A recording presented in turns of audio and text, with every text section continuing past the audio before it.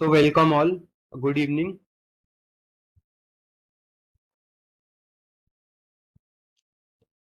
ये आपकी computer physics की क्लास जो है ना पहले हो चुकी थी, जहाँ पे हमने इंट्रोडक्शन देख लिया था कंप्यूटेशनल फिजिक्स का, और हमने हमने इम्पोर्टेंस वगैरह और उसका यूजेस क्या है, एग्जांपल्स क्या हैं, हम क्यों कंप्यूटेशनल फिजिक्स का यूज कर रहे हैं, वो हमने डिस्कस किया था।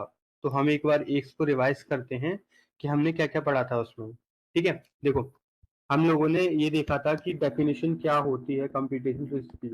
डेफिनेशन ऑफ कंप्यूटेशनल फिजिक्स, यहाँ पे हमने क्या बात की थी कि जो डिफिकल्ट और इम्पॉसिबल प्रॉब्लम्स है उसको क्या करते हैं हम लोग कंप्यूटेशनल फिजिक्स की मदद से सॉल्व करते हैं। यहाँ हमने डेफिनेशन पूरी देखी थी और उसके कुछ एग्जांपल्स भी देखे थे, जैसे फ्लड डायनामिक्स का सॉल्यूशन हमने देखा था, पूरा दिखाया भी था आपको। ठीक है, क्वांटम मैकेनिक्स सिस्टम हमने आपको बताया था और ये वीडियो भी प्ले की थी। ठीक है, जहाँ पे हमने आपको क्वांटम मैकेनिज्म के बारे में एक्सप्लेन किया था कि हम कंप्यूटेशनल फिजिक्स के थ्रू क्वांटम मैकेनिज्म की जो प्रॉब्लम्स है उनको कैसे सॉल्व कर रहे थे। उसके बाद में कॉस्मोलॉजिकल सिमुलेशंस हमने दिखाया था, जो कॉस्मिक एज होती है आपकी, जैसे गैलेक्सीज का बनना होता है, वो कितने उनका बिलियंस ईयर्स हो चुका होता है, जो ईयर्स होते हैं ना उसको कॉस्मिक ईयर्स बोलते हैं, जो गैलेक्सीज की एज वगैरह होती है उसको। तो हमने यहाँ पे कॉस्मिक एज के बारे में बताया था आपको, यहाँ पे एग्जांपल भी दिया था आपको किस तरीके से आपकी कॉस्मिक एज काम करती है और किस तरीके से हम कंप्यूटर की हेल्प से कॉस्मिक एज को समझ पाते हैं। ठीक है, उसके बाद में मटेरियल साइंस एंड इंजीनियरिंग के बारे में हमने बात की थी। जो भी आपकी मशीन्स वगैरह बनाई जाती हैं, जो भी डिवाइसेस वगैरह बनाए जाते हैं, स्पेसशिप होती हैं या कोई भी सिस्टम जो बनाया जाता है, क्रिएट किया जाता है, उसमें यूज होता है आपका कंप्यूटेशनल फिजिक्स। उसके बाद में बायोलॉजिकल सिस्टम्स को हमने देखा था, जो 3D मॉडलिंग वगैरह होती हैं उसके थ्रू हम किस तरीके से एक बायोलॉजिकल स्ट्रक्चर को समझते हैं। जैसे यहाँ पे एक हमने सेल का स्ट्रक्चर दिखाया था आपको, एक सेल जो होता है ना उसके अंदर उसका जो स्ट्रक्चर होता है बेसिकली वो होता कैसा है, ये हमने डिस्कस किया था। ठीक है, तो उसके बाद में इम्पोर्टेंस क्या है, तो हम लोग इम्पोर्टेंस क्या है कंप्यूटेशनल फिजिक्स के, वो हमने आपसे डिस्कस किए थे कि एक्चुअल में कंप्यूटेशनल फिजिक्स के जो इम्पोर्टेंस है वो क्या है। जैसे फ्लूइड डायनामिक्स था, क्वांटम मैकेनिक्स था, एरोफिजिक्स था, एस्ट्रोफिजिक्स था, सॉरी। ठीक है, वो हमने आपको बात की थी रिसर्च पर्पज से, इंजीनियरिंग पर्पज से, टेक्नोलॉजी डेवलपमेंट में, सारी चीजों में आपको कंप्यूटेशनल फिजिक्स का एग्जांपल्स दिया था कि वो किस तरीके से आपका कंप्यूटेशनल फिजिक्स वहाँ पे यूज हो रहा है। जो आपका कंप्यूटेशनल फिजिक्स सब्जेक्ट है, ये एक रिसर्च सब्जेक्ट है जहाँ पे हम रिसर्च करते हैं। यहाँ पे थ्योरी और आपका प्रैक्टिकल दोनों आपके होते हैं, जहाँ पे आप थ्योरी भी पढ़ते हैं और प्रैक्टिकल भी पढ़ते हैं। ठीक है, आप रिसर्चेस के बारे में जानते होंगे, रिसर्चेस क्या होती हैं, कैसे करते हैं, वो आपको मालूम होगा। तो हम क्या करते हैं, कंप्यूटर की हेल्प लेते हैं अपनी रिसर्चेस के लिए, नई डिस्कवरीज के लिए, नई इन्वेंशंस के लिए। तो वहाँ पे हम कंप्यूटेशन फिजिक्स का यूज करते हैं, वो एक इम्पोर्टेंस है। अब जैसे यहाँ पे ड्रग की डिस्कवरी करते हैं और उसका डेवलपमेंट करते हैं, तो वहाँ पे हम कंप्यूटर का यूज करते हैं, कंप्यूटर का यूज करते हैं। ठीक है, उसके बाद में रेन्यूएबल एनर्जी का हमने एग्जांपल दिया था कि रेन्यूएबल एनर्जी का ऑप्टिमाइजेशन किस तरीके से होता है। हम कंप्यूटर की मदद से जो टाइम वगैरह होता है, जो भी एनर्जी सेविंग होती है, वो हम कैसे करते हैं, वो हमने आपको बताया था। उसके बाद में एडवांस मटेरियल एंड डिजाइन के बारे में हमने एक्सप्लेन किया था। क्लाइमेट प्रिडिक्शन एंड मिटिगेशन के बारे में बताया आपको। ठीक है, ठीक है, पूरा। उसके बाद में ट्रेडिशनल वर्सेस कंप्यूटेशनल अप्रोचेस क्या थी। ट्रेडिशनल का मतलब ये था कि जो आप मैनुअली काम करते थे आज से पहले, मतलब मैनुअली जो प्रॉब्लम सॉल्व करते थे, जैसे फिजिक्स की प्रॉब्लम्स होती थी आपकी, मैथ्स की प्रॉब्लम्स होती थी आपकी, तो आप उनको मैनुअली करते थे कॉपी पेन लेके। लेकिन जब कंप्यूटर आया इसमें, कंप्यूटर की हेल्प से हमने जब प्रॉब्लम को सॉल्व करना स्टार्ट किया, तो हमारा टाइम भी बचने लग गया, हमारे रिसोर्स जो लगते थे वो भी बचने लग गए। ठीक है, हम फ्रीली और एक एफिशिएंट तरीके से काम करने लगे, उसको हम कंप्यूटेशनल अप्रोच कहते हैं।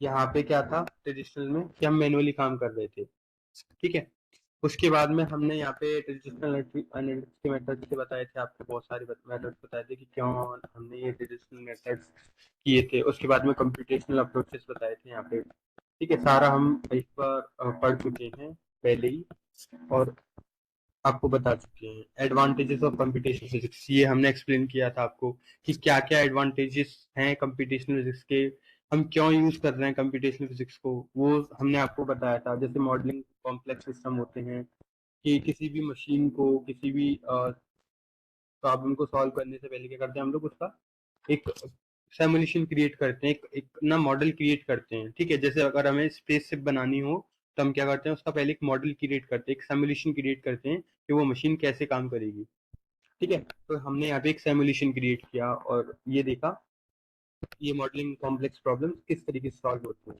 ठीक है। Dynamics, multiple inherited components, integrate geometrics, computational techniques allows to for accurate and presentation of the complexities providing insights। मतलब ये है इसका कि जो आपका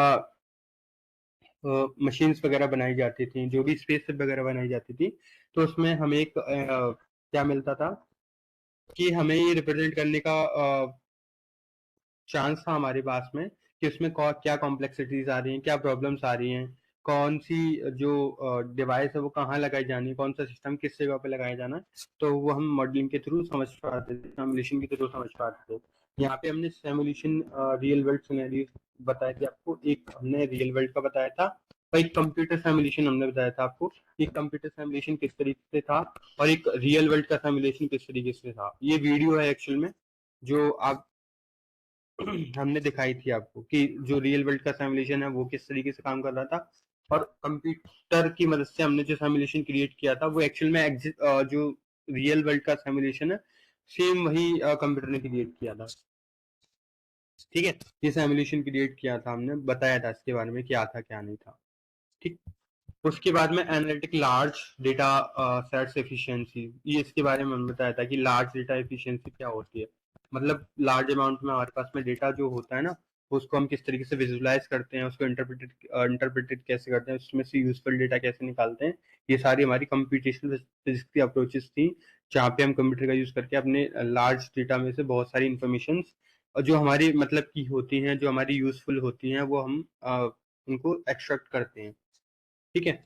और उसके बाद में ऑप्टिमाइजिंग डिजाइन एंड परफॉर्मेंस के बारे में बात की थी। जैसे क्या होता है कि एक डिवाइस बनाया गया, जैसे क्या होता था, अगर आप पहले की डिवाइसेस देखें, जैसे अगर हम पहले के लैपटॉप्स को देखें तो वो पहले बहुत मोटे से होते थे, या फिर हम पहले के कंप्यूटर को देखें जो फर्स्ट जनरेशन के कंप्यूटर थे वो बहुत ज्यादा मोटे और बहुत ज्यादा बड़े होते थे।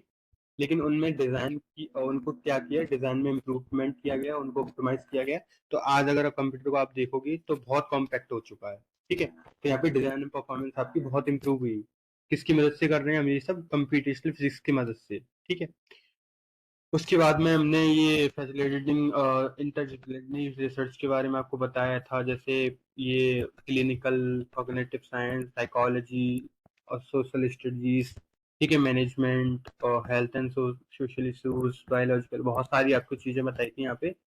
सब एक्सप्लेन किया था आपको, फिजिक्स के बारे में, इंजीनियरिंग के बारे में, इन्वायरमेंट स्टडीज के बारे में, ठीक है, जियो साइंस के बारे में, इकोनॉमिक साइंस के बारे में, ठीक है, एग्रीकल्चर के बारे में, सारी बहुत सारी चीजें बताई थी। अब देखिए ये तो था आपका बेसिक ओवरव्यू जो हमने आपको दिया था कि कंप्यूटेशन फिजिक्स होती क्या है और इसको हम क्यों यूज कर रहे हैं। बफर हो रहा है सर।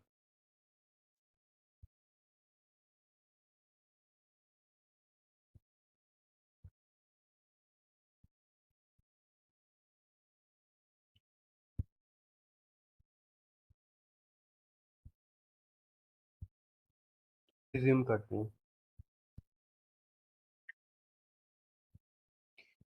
तो देखिए अगर हम कंप्यूटर की बात करें कि कंप्यूटर होता क्या है, क्या होता है कंप्यूटर, कोई एक्सप्लेन कर सकता है कंप्यूटर होता क्या है। What is computer, anybody, what is computer.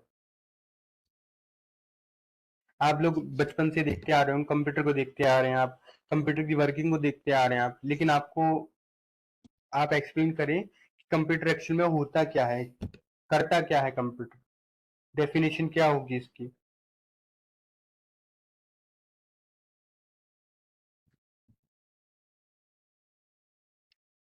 आप लोग अपना माइक्रोफोन ऑन करके बोलना क्योंकि मैंने स्क्रीन शेयर की हुई है, मैं मैसेजेस नहीं पढ़ पाऊंगा, मुझे विंडो पे जाना पड़ेगा फिर।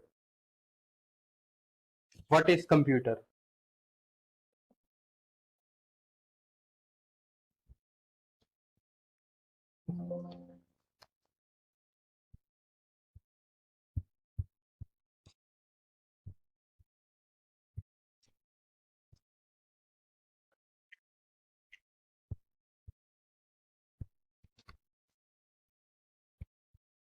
अगर हम कंप्यूटर की डेफिनेशन की बात करें तो कंप्यूटर होता क्या है एक्चुअल में? Computer is an electronic machine that accept data from input devices and processes and give the output information and an output device. क्या होता है? ये क्या करता है कि आपसे इनपुट लेता है, उसको प्रोसेस करता है और आपको आउटपुट देता है। अगर हम कंप्यूटर का बेस्ट एग्जांपल आपको दें तो आप कैलकुलेटर को देखना कि कैलकुलेटर क्या करता है, आपसे इनपुट लेता है, उसको प्रोसेस करता है और आपको आउटपुट रख देता है आपके सामने। कंप्यूटर एक्चुअल में एक कैलकुलेशन मशीन है जिसके थ्रू हम कैलकुलेट करते हैं। हिंदी में आपने नाम सुना होगा कंप्यूटर का संगणक। संगणक का मतलब ही यही होता है, कैलकुलेशन। तो कंप्यूटर एक्चुअल में कैलकुलेशन करता है। अगर आप कैलकुलेटर की भी बात करेंगे तो कैलकुलेटर भी एक कंप्यूटर ही होता है, जहाँ पे क्या होता है कि वो इनपुट लेता है आपसे, जो भी आप कैलकुलेशन करना चाहते हैं आप इसमें इनपुट देते हैं, उसके बाद कैलकुलेशन स्टार्ट करते हैं, उसके बाद में कंप्यूटर उसको कैलकुलेट करके आपको आउटपुट देता है। ठीक है, तो ये एक्चुअल में कंप्यूटर होता है। कंप्यूटर क्या होता है कि एक इलेक्ट्रॉनिक मशीन है जो इनपुट लेती है, उसको प्रोसेस करती है और आपको आउटपुट ला के रख देती है। राइट, ये आपका एक्चुअल में कंप्यूटर होता है। कंप्यूटर केवल एक कैलकुलेशन मशीन है जहाँ पे हम केवल डेटा के साथ काम कर रहे होते हैं। A typical computer consist two parts. Computer के अंदर दो पार्ट्स होते हैं, एक होता है आपका हार्डवेयर, एक होता है सॉफ्टवेयर। इसके बारे में आगे डिस्कस करते हैं। Computer know only electric pulses. आपने फिजिक्स के अंदर पढ़ा हुआ करंट के बारे में। करंट दो तरीके से चलता है, एक लो उसमें चलता है, ठीक है, तो एक होता है हाई इफिशिएंसी। ठीक है, तो वो जो कंप्यूटर है वो बाइनरी नंबर को समझता है। तो यहाँ पे करंट से मतलब ये है कि जब भी कंप्यूटर को लगेगा कि करंट लो है तो वो जीरो मानेगा उसको, और जब भी उसको लगेगा करंट हाई है तो यहाँ पे उसको वन मानेगा। इलेक्ट्रिक पल्सेस आपने फिजिक्स के अंदर पढ़ी होंगी और आपको पता भी होगा इलेक्ट्रिक पल्सेस होती क्या है एक्चुअल में। राइट, तो कंप्यूटर, जब भी आप कंप्यूटर के ऊपर काम करोगे तो कंप्यूटर केवल जीरो और वन पे ही काम करेगा, आपका जीरो और वन ही कंसीडर करेगा। उसके अलावा कोई भी आप इसमें इनपुट नहीं दे पाएंगे, जीरो वन ही समझता है कंप्यूटर एक्चुअल में, पूरा का पूरा जीरो वन ही समझता है, जिसको हम बाइनरी बोलते हैं। ठीक है, हार्डवेयर एंड सॉफ्टवेयर ये क्या होते हैं? हार्डवेयर वो होते हैं जहाँ पे हम चीजों को छू पाते हैं, जो चीजें टेंजिबल होती हैं। ठीक है, उसको हम हार्डवेयर कहते हैं। जैसे अगर कोई भी, अगर आप ऑब्जेक्ट देखोगे, आप उसको छू पा रहे हैं, टच कर पा रहे हैं, तो आपका हार्डवेयर होगा। आप कोई भी चीज ले लें जिसको आप छू पाते हैं, तो वो आपका क्या हो गया? हार्डवेयर हो गया। राइट, तो यहाँ पे आप हार्डवेयर किसको कहते हैं? जो टेंजिबल है। राइट, तो hardware refers to the physical element of a computer. ठीक है, फिजिकल एलिमेंट होता है जैसे कीबोर्ड होता है आपका, माउस होता है आपका, मॉनिटर होता है आपका। ठीक है, ये आपका क्या होता है? हार्डवेयर होता है। और उसके बाद में अगर हम सॉफ्टवेयर की बात करें तो सॉफ्टवेयर क्या होता है? जिसको हम छू नहीं सकते हैं, बस उसकी वर्किंग देख सकते हैं कि वो काम कैसे करता है। ठीक है, जैसे अगर हम ये कहें कि हार्ड सॉफ्टवेयर में अगर हम रियल लाइफ एग्जांपल देखें तो आपके दिमाग में जो थॉट्स आते हैं, जो थिंकिंग आती है, वो एक सॉफ्टवेयर की तरह काम करती है। आप उनको देख नहीं सकते हैं, मतलब उनको क्या कर सकते हैं, आप उनको वैसे नहीं देख सकते हैं फिजिकली, आप उनको वैसे देख सकते हैं, एनालाइज कर सकते हैं उनको, वो आपके दिमाग में आ जाएंगे, आप उनको सोच सकते हैं, विजुलाइज कर सकते हैं, लेकिन एक्चुअल में फिजिकली वो नहीं दिखते हैं। ऐसे सॉफ्टवेयर होते हैं आपके जो फिजिकली नहीं दिखते हैं आपको, लेकिन कंप्यूटर के अंदर वो वर्क कर रहे होते हैं, आपका काम कर रहे होते हैं। वो एक्चुअल में एक डेटा होता है। आप कुछ भी सोचोगे, आपके दिमाग में कुछ भी आएगा, तो वो एक डेटा होगा, कुछ भी होगा। जैसे कोई स्टोरी आपको सोचना हो, कोई लिखना हो, कुछ भी, तो आपके दिमाग में जो भी आइडिया आएगा ना, वो एक डेटा होगा एक्चुअल में। ठीक है, एक इंफॉर्मेशन होगी, उसको हम क्या कहते हैं? यहाँ पे सॉफ्टवेयर कहते हैं हम। ठीक है, ये देखो, कंप्यूटर और program material of an electronic devices which make it run, program and data that enable to computer to perform task. ठीक है, प्रोग्राम और कंप्यूटर डेटा, उसको ये फीचर देते हैं, ये अलाउ करते हैं कि कंप्यूटर क्या करे? काम करे। और जो आपके सॉफ्टवेयर होते हैं वो आपकी दो तरीके के होते हैं, एक होता है आपका एप्लीकेशन सॉफ्टवेयर, एक होता है आपका सिस्टम सॉफ्टवेयर। एप्लीकेशन सॉफ्टवेयर क्या होता है और सिस्टम सॉफ्टवेयर क्या होता है, इसको हम आगे डिस्कस करते हैं। ठीक है, आप देखें कंप्यूटर किस तरीके से काम करता है। अगर हम कंप्यूटर की वर्किंग देखें, कंप्यूटर किस तरीके से काम करता है, तो कंप्यूटर आपका इनपुट लेता है आपसे। ठीक है, input unit is use to enter data into a computer. आप इसको इनपुट देंगे, जैसे हमने आपको कैलकुलेटर का एग्जांपल दिया, जैसे मैंने इनपुट दिया इसको टू। ठीक है, तो मैंने इसको इनपुट दे दिया। आप करना क्या चाहते हैं? मैं प्लस करना चाहता हूँ, ठीक है। मैंने प्रोसेस करवाया कि मैं इसको प्रोसेसिंग के लिए दूंगा कि आपको कैलकुलेट क्या करना है।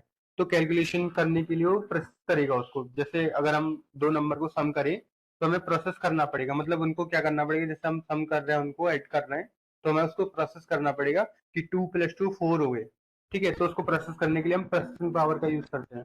अब इसमें होता क्या क्या है, एक होती है आपकी मेमोरी, एक होता है आपका सीयू, एक होता है एएलयू। सीयू मतलब कंट्रोल यूनिट, एएलयू मतलब अर्थमेटिक लॉजिक यूनिट, ठीक है। ये आपके यूज होते हैं किसके लिए? प्रोसेसिंग के लिए, ठीक है। जैसे अगर हमें 2 + 2 को सम करवाना है, हमने लिखा है यहाँ पे 2 + 2, तो आपका जो इनपुट है वो ये रहा और ये रहा और ये रहा। अब इसके बीच में जो होने वाला टास्क है, जो भी होने वाला बीच का वो है प्रोसेसिंग, ठीक है। जो आप इसके बीच में काम करवाओगे वो क्या है? आपकी प्रोसेसिंग, ठीक है। 2 + 2 = 4, ठीक। तो ये इस तरीके से आउटपुट क्या होता है? आउटपुट जो आपका आंसर आ रहा होता है, जो रिजल्ट आ रहा होता है आपका, वो आपका आउटपुट होता है। We get the output on the output unit, ठीक है। आप आउटपुट ले सकते हैं उसे आउटपुट डिवाइस से, ठीक है। यहाँ पे जैसे हमने एग्जांपल दिया आपको 2 + 2 = 4, तो इनपुट दिया मैंने 2 + 2, और उसके बाद में आप जो आपका बीच का प्रोसेसिंग हुआ उसको इवेल्युएट किया उसने, और उसके बाद में आपको रिजल्ट ला के दे दिया, जिसको हम क्या कह रहे हैं? आउटपुट कह रहे हैं, ठीक है। इस तरीके से आपका कंप्यूटर वर्क करता है, राइट। उसके बाद में फिर आते हैं हम इनपुट एंड आउटपुट डिवाइसेस पे। इनपुट डिवाइसेस क्या होते हैं आपके? आउटपुट डिवाइसेस क्या होते हैं आपके? इनपुट डिवाइसेस वो होते हैं जो इलेक्ट्रिक सिग्नल्स पे काम करते हैं, जो इलेक्ट्रिक सिग्नल भेजते हैं। जैसे आपका माउस होता है, वो एक इलेक्ट्रिक सिग्नल भेजता है कंप्यूटर के पास में कि यूजर ने इस बटन को क्लिक किया है और ये वाला काम करना है। तो माउस इस तरीके से काम करता है। जैसे कीबोर्ड है आपका, जैसे अगर आपने ए प्रेस किया है तो जो ए है वो वायर के थ्रू या वायरलेसली इलेक्ट्रिक उसमें सिग्नल के थ्रू जाएगा कंप्यूटर के अंदर, और उसमें ये डिफाइन करेगा कि यूजर ने जो भी प्रेस किया उसको परफॉर्म करे, ठीक है। तो ये होता है आपका कीबोर्ड, माउस, ट्रैक बॉल, ये सारे आपके इनपुट डिवाइसेस हैं। ये जॉयस्टिक है, ठीक है, जो आपका क्या करती है? एक इनपुट लेती है सिग्नल्स के थ्रू, राइट, और जो कंप्यूटर है उसको परफॉर्म करता है फिर। उसके बाद में आते हैं आउटपुट डिवाइसेस। आउटपुट डिवाइसेस क्या होते हैं आपके? आउटपुट डिवाइसेस वो होते हैं आपको जो शो कराने का काम करते हैं, जो इनपुट लेने के बाद में आउटपुट शो कराते हैं, रिजल्ट शो कराते हैं, उसको हम आउटपुट डिवाइसेस कहते हैं। जैसे आप अगर आप कंप्यूटर पे काम कर रहे हैं, जो काम हमें दिखाई देता है ना मॉनिटर पे, वो आपका एक आउटपुट डिवाइसेस है, ठीक है। जो भी हम काम कर रहे हैं कंप्यूटर पे, मूवी देख रहे हैं, वीडियो देख रहे हैं, ठीक है, जो भी हम कर रहे हैं कंप्यूटर के अंदर, वो एक आउटपुट के फॉर्म में शो हो रहा होता है। और कहाँ उस किस लिंक पे शो होता है? मॉनिटर पे, ठीक है। वो एक आउटपुट डिवाइस है आपका। ऐसे प्रिंटर होते हैं आपके जो आपको प्रिंट करके देते हैं। जैसे अगर हम कुछ भी प्रिंट करना चाहते हैं, कोई भी डेटा प्रिंट करना चाहते हैं, तो हम प्रिंटर का यूज करते हैं। स्पीकर आपकी वॉइस के लिए होते हैं, राइट। प्रोजेक्टर आपका ग्राफिक के लिए होता है,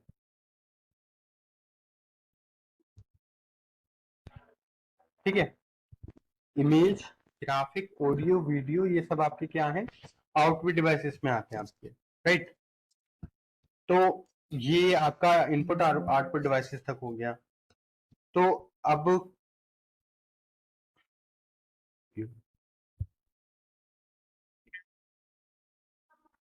देखिए, यहाँ पे हम बात कर रहे हैं CPU. CPU stands for central processing unit. जब भी हम सीपीयू देखते हैं तो हमारे दिमाग में एक इमेज बनती है इस चीज की। ये होता है आपका सीपीयू एक्चुअल में, जिसे हम सीपीयू बोलते हैं। सीपीयू एक्चुअल में ये सीपीयू नहीं होता है, इसको बोलते हैं हम कैबिनेट। कैबिनेट क्या होता है आपका? एक बॉक्स टाइप होता है जहाँ पे आपका ऐसा बहुत सारा हार्डवेयर लगा होता है।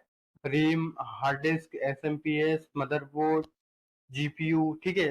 ये आपका सीपीयू होता है एक्चुअल में। ये सारी चीजें इसके अंदर होती हैं, जिसको हम कैबिनेट बोलते हैं। अभी तक आप क्या सोचते आए थे सीपीयू के बारे में कि सीपीयू क्या होता है? ये बॉक्स होता है जिसको हम सीपीयू बोलते हैं, जबकि सीपीयू एक चिप होती है जिसको हम सीपीयू बोलते हैं, ठीक है। जैसे आपके फोन में एक सीपीयू डला हुआ है, एक प्रोसेसर डला हुआ है, वो वर्क करता है। ये है आपकी चिप। जो चिप है ना, इसी को बोलते हैं हम प्रोसेसर या फिर सेंट्रल प्रोसेसिंग यूनिट, सीपीयू। ये आपका कैबिनेट होता है। कैबिनेट क्या होता है? कैबिनेट के अंदर आपका जितना भी हार्डवेयर होता है ना, जैसे रैम हुई आपकी, मदरबोर्ड हुई आपकी, ग्राफिक कार्ड हुआ आपका, ठीक है, हार्ड डिस्क हुई आपकी, पावर सप्लाई हुई आपकी, तो वो सारी चीजें इसके अंदर होती हैं, जिसको हम क्या बोलते हैं? कैबिनेट। ये आपका कैबिनेट है ना सीपीयू। सीपीयू होता है ये चिप होती है केवल एक, जिसका यूज हम प्रोसेसिंग करने के लिए करते हैं। आपने ये देखा होगा जब भी आप कंप्यूटर वगैरह अगर परचेज करने गए हो तो आपको ये दिखाया जाता है कि ये सीपीयू है, ये चिप होती है आपकी एक्चुअल में, इसी को हम प्रोसेसर बोलते हैं, यही सीपीयू होता है एक्चुअल में आपका। आप देखा सीपीयू क्या होता है, आप देखा आगे जाए। A central processing unit is the most important component of a computer system. A CPU is hardware that performs data input, output, processing and storage functions for a computer system. जैसे मैंने आपको बताया था ना, कंप्यूटर क्या करता है आपको कि कंप्यूटर इनपुट लेता है, उसको प्रोसेस करता है, प्रोसेस करने के लिए हमें नीड होती है सीपीयू की, एक प्रोसेसर की, एक एक ना चिप की, जो हमारे डेटा को प्रोसेस करेगी, जो भी हमें इवेल्युएट करना है, जो भी हमें कैलकुलेट करना है, उसको कैलकुलेट करने के लिए, उसको इवेल्युएट करने के लिए हमें एक सीपीयू की जरूरत पड़ेगी, प्रोसेसर की नीड होगी। तो वो जो काम करता है वो आपका सीपीयू करता है, इवेल्युएट करना। जैसे अगर हमें 2+2 कराना है तो 2+2 कैसे होगा, एक प्रोसेसर के थ्रू, एक चिप के थ्रू, ठीक है, एक एक सीपीयू के थ्रू, तभी हम उसको काम करवा पाएंगे। ये क्या होता है, एक ब्रेन होता है कंप्यूटर का। जैसे हमारे पास में ब्रेन है, अगर हमने बोला 2+2, तो आप 2+2 कैसे करोगे, आप अपने ब्रेन में सोचोगे 2+2 4, ठीक है। तो ऐसे ही कंप्यूटर को काम करने के लिए एक ब्रेन की नीड होती है जिसको हम सीपीयू बोलते हैं। जैसे देखो, CPU is often considered to the brain of a computer. It responsible for executing instructions and performing calculations that drive that all overall functioning of the computer system. ठीक है, इसको हम CPU बोलते हैं। समझ में आया आपको, आप लोगों को CPU होता क्या है? ये आपका एक्चुअल में CPU होता है, जो हम CPU बोलते हैं, जो हमारे डेटा को, जो हमारी कैलकुलेशन को इवेल्युएट करता है। ठीक है, नो रेस्पॉन्स। देखें, अब आगे चलते हैं। सीपीयू के अंदर तीन पार्ट्स होते हैं आपके। एक होता है आपका कंट्रोल यूनिट जिसको हम सीयू बोलते हैं। एक होता है आपका अरिथमेटिक लॉजिक यूनिट जिसको हम बोलते हैं एएलयू, ठीक है। एक होता है आपका मेमोरी यूनिट, ठीक है, जिसको हम एमयू बोलते हैं, ठीक है, एमयू। तो ये आपके तीन पार्ट्स होते हैं एक सीपीयू के, ठीक है। जैसे हमारे दो पार्ट्स होते हैं ब्रेन के, एक होता है आपका कॉन्शियस माइंड, एक होता है सबकॉन्शियस माइंड। ऐसे ही कंप्यूटर के ब्रेन के तीन पार्ट्स होते हैं, जहाँ पे क्या होता है, कंट्रोल यूनिट होता है, अरिथमेटिक लॉजिक यूनिट होता है, एक मेमोरी यूनिट होता है, ठीक है। तो ये होते हैं आपकी कंपोनेंट्स ऑफ सीपीयू। ये करते क्या है, सीपीयू क्या करते, सीयू क्या करता है आपका, कंट्रोल यूनिट क्या करता है आपका, manages the execution of instruction and control the flow of the data with in the CPU and between the CPU and other component, ठीक है। जैसे आप कोई भी डेटा देते हैं तो उसको क्या करता है, वो कंट्रोल करता है कि आप डेटा जो दे रहे हैं वो वैलिड है कि नहीं है, कहीं आप और डेटा तो नहीं दे रहे हैं। तो ये सारी चीजें जो है ना वो कंट्रोल होती है किसके थ्रू, कंट्रोल यूनिट के थ्रू। जो भी आपका इनपुट दिया जा रहा है वो, और जो भी आपका आउटपुट आ रहा है वो, ठीक है, जो भी आप इंस्ट्रक्शन दे रहे हैं कंप्यूटर को, उसको कंट्रोल करने का काम कौन करता है, कंट्रोल यूनिट काम करती है, कि कहीं आप ज्यादा डेटा ना दे दें या इनवैलिड डेटा ना दे दें। जैसे इनवैलिड डेटा का मतलब कि आपने कोई ऐसा नंबर दे दिया जो इनफाइनाइटी हो, जहाँ पे इनफाइनाइटी नंबर मिल जाए। जैसे अगर हम किसी भी नंबर को जीरो से डिवाइड करेंगे तो इनफाइनाइटी बन जाता है। तो ये सारी चीजें जो है ना वो कंट्रोल यूनिट के थ्रू जो है ना कंट्रोल होती हैं आपकी। उसके बाद आता है आपका अरिथमेटिक लॉजिक यूनिट। ये क्या करता है, performs arithmetic and logical operation such as addition, subtraction, multiplication, division and comparison, ठीक है। ये होता है आपका, जैसे आपको एडिशन करना है या सब्ट्रैक्शन करना है या मल्टीप्लिकेशन करना है या डिवीजन करना है, ठीक है। तो ये आपका एएलयू करता है, यानी अरिथमेटिक लॉजिक यूनिट करता है आपका, जो ये वाले टास्क परफॉर्म करने होते हैं, जो अरिथमेटिक आपके करने होते हैं। इसके बारे में हम और आगे पढ़ेंगे, अरिथमेटिक्स के बारे में, इसको एक्सप्लेन भी करेंगे आपको, और आपको प्रैक्टिकल भी करके दिखाएंगे कि जो एएलयू एक्चुअल में वर्क कैसे करता है। उसके बाद में आते हैं रजिस्टर्स यानी मेमोरीज, ठीक है। ये स्मॉल टाइप की होती हैं, हाई स्पीड होती हैं, इनका स्टोरेज जो है ना थोड़ा सा ही होता है, ज्यादा नहीं होता है। थोड़ा सा डेटा लेंगी, उसको स्टोर करके इवेल्युएट करके और डिलीट कर देते हैं, फिर साथ के साथ टेम्पररी डेटा स्टोर होता है उनके अंदर, ठीक है। ये आपकी कंपोनेंट्स ऑफ सीपीयू हुई। अब एक सीपीयू के अंदर देखो क्या क्या था, हमने आपको बताया ब्लॉक डायग्राम है एक सीपीयू का, कि ब्लॉक डायग्राम बनता कैसे है। तो इनपुट होता है, हम इनपुट देते हैं, सीपीयू के अंदर आते हैं, ये आपका सीपीयू है। सीपीयू के अंदर कौन कौन से कंपोनेंट होते हैं, कंट्रोल यूनिट होता है आपका, अरिथमेटिक लॉजिक यूनिट होता है आपका, एक मेमोरी यूनिट होता है। जब भी हम कोई इनपुट देते हैं, ठीक है, सीपीयू उसको प्रोसेस करता है, इवेल्युएट करता है, कैलकुलेट करता है। उसके बाद में जाके क्या होता है, फिर हमारा आउटपुट आता है, ठीक है। तो ये आप क्या है, एक ब्लॉक डायग्राम है जिसके थ्रू हम ये समझते हैं कि आपकी जो इवेल्युएशन है या कैलकुलेशन है वो किस तरीके से होती है।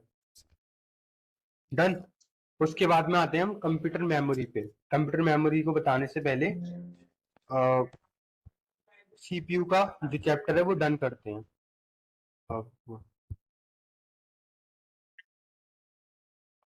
आई होप आपको सब समझ में आया होगा। आज की क्लास को हम यहीं खत्म करते हैं। ठीक है, थैंक यू।